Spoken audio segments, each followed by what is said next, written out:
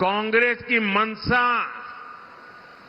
कभी लोगों की भलाई करने की नहीं होती। दूसरी तरफ भ्रष्टाचार और तुष्टीकरण में डूबे इंडी एलायंस की नींद उड़ गई होगी और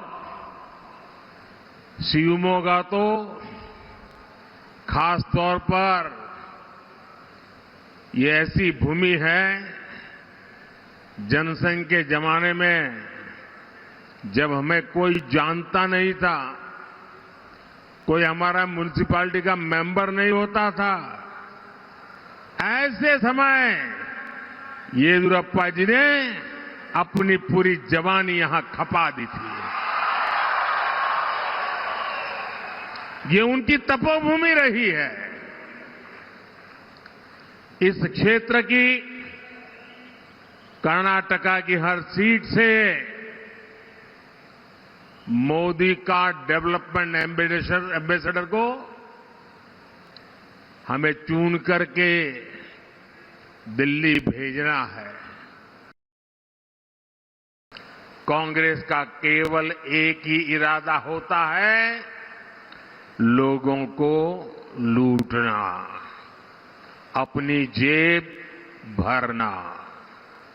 इसलिए कांग्रेस को जब से कर्नाटका में मौका मिला है तो इन्होंने कर्नाटका को अपना एटीएम बना दिया है। यहां इनकी लूट इतनी बढ़ गई है कि सरकार चलाने के लिए पैसे तक नहीं बचे और इस लूट में भागीदार बनने की होड़ मची हुई है। कोई यहां सीएम इन वेटिंग है, कोई यहां फ्यूचर सीएम एस्पिरेंट है, कोई यहां सुपर सीएम है, कोई यहां शैडो सीएम है और इतने सारे सीएम के बीच एक दिल्ली के कलेक्शन मिनिस्टर भी है। कांग्रेस की इस करतूत का नुकसान कर्नाटका के लोगों को उठाना पड़ रहा है। कुछ ही महीनों में कांग्रेस की सरकार ने कर्नाटका की साख को बहुत बड़ा धक्का लगा दिया है। मैं कांग्रेस के प्रति कर्नाटका के लोगों का आक्रोश देख रहा हूं, उनका गुस्सा समझ रहा हूं। कांग्रेस सरकार के ऐसे रवैये के बीच बहुत जरूरी है कि कर्नाटका की लोकसभा की हर सीट पर बीजेपी एनडीए को विजय मिले। बीजेपी एनडीए के सांसद कर्नाटका के लोगों की सेवा के लिए काम करेंगे, यहां केंद्र की योजनाओं को अच्छी तरह से लागू करने में मदद करेंगे। तो अमृत स्टेशन भी बनाया गया है, यहां की रेल सुविधाओं का कायाकल्प हो रहा है। साथियों, अगले 5 वर्षों में विकास के इस अभियान को और गति मिलने वाली है। अगले 5 वर्ष देश उन फैसलों का गवाह बनेगा जो पहले कभी नहीं हुए। अगले 5 वर्षों में ही भारत दुनिया की तीसरी अर्थव्यवस्था बनेगा। अगले 5 वर्षों में गरीब कल्याण की योजनाएं 100% लोगों तक पहुंचेगी।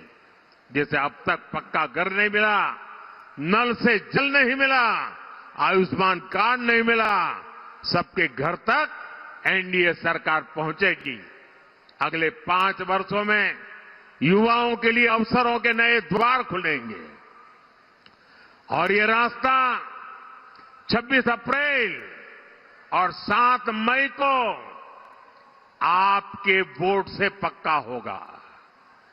26 अप्रैल को उडुपी चिकमंगलूर सीट पर श्री कोटा श्रीनिवास, दक्षिण कन्नड़ा सीट पर कैप्टन ब्रिजेश चौटा और बेंगलुरु रूरल सीट पर डॉक्टर सीएन मंजुनाथ।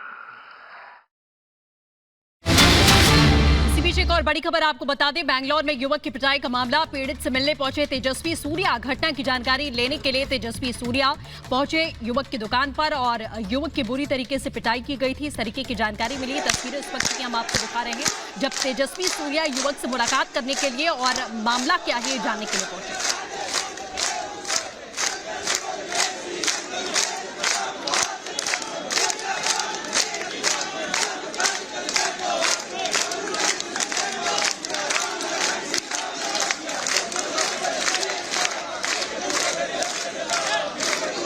देखिए यहाँ पर तेजस्वी सूर्या मुलाकात करने के लिए पहुंचे हुए हैं बीजेपी के सांसद, और इस दौरान वहां पर जो भीड़ मौजूद है, जो लोग मौजूद हैं, वो यहाँ फिर से एक बार भजन गाते हुए नजर आ रहे हैं। और यही वजह थी जब यहाँ मुकेश की पिटाई की गई। मुकेश ने साफ तौर पर यह बताया, जो कहते हुए नजर आते हैं रिपब्लिक भारत से बातचीत में, कि वो अपनी दुकान पर बैठ करके गाने सुन रहे थे, भजन सुन रहे थे। भजन उनसे बंद करने के लिए कहा गया, लेकिन जब उन्होंने बंद करने से इनकार कर दिया तो एक विशेष समुदाय के 6 युवकों ने उनके साथ मारपीट की और आराम से चलते बने। इसके बाद ये मामला अब गरमाया हुआ है और लगातार सवाल उठ रहे हैं कि क्या कर्नाटक में हिंदू होना गुनाह है?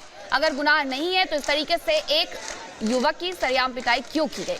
तेजस्वी सूर्या मुलाकात करने के लिए पहुंचे हुए पीड़ित मुकेश से, और इस दौरान वहां पर जो लोग मौजूद हैं वो भी इस दौरान भजन गाते हुए नजर आ रहे हैं। सृष्टि, बिल्कुल, तो तस्वीरें आपको हम लगातार दिखा रहे हैं। आप देख सकते हैं कि जिस तरीके की जानकारी युवक के द्वारा दी गई कि वो भजन सुन रहा था, हनुमान चालीसा सुन रहा था, और उसी वक्त कुछ लोग वहां पर आते हैं, मारपीट उसके साथ की जाती है। तस्वीरें इस वक्त हम आपको दिखा रहे हैं। उससे पहले कहा गया कि आपके भजन ये चालीसा बंद करिए, और जब युवक की तरफ से विरोध किया गया उसके बाद बुरी तरीके से युवक की पिटाई की गई। ये तस्वीरें इस वक्त आप देख सकते हैं। सीसीटीवी कैमरे में रिकॉर्ड हुआ कि किस तरीके से 5 से 6 लोग आते हैं और युवक के साथ बदतमीजी करते हैं, कुछ बहसबाजी होती है और उसके बाद मारपीट तक बात पहुंच जाती है।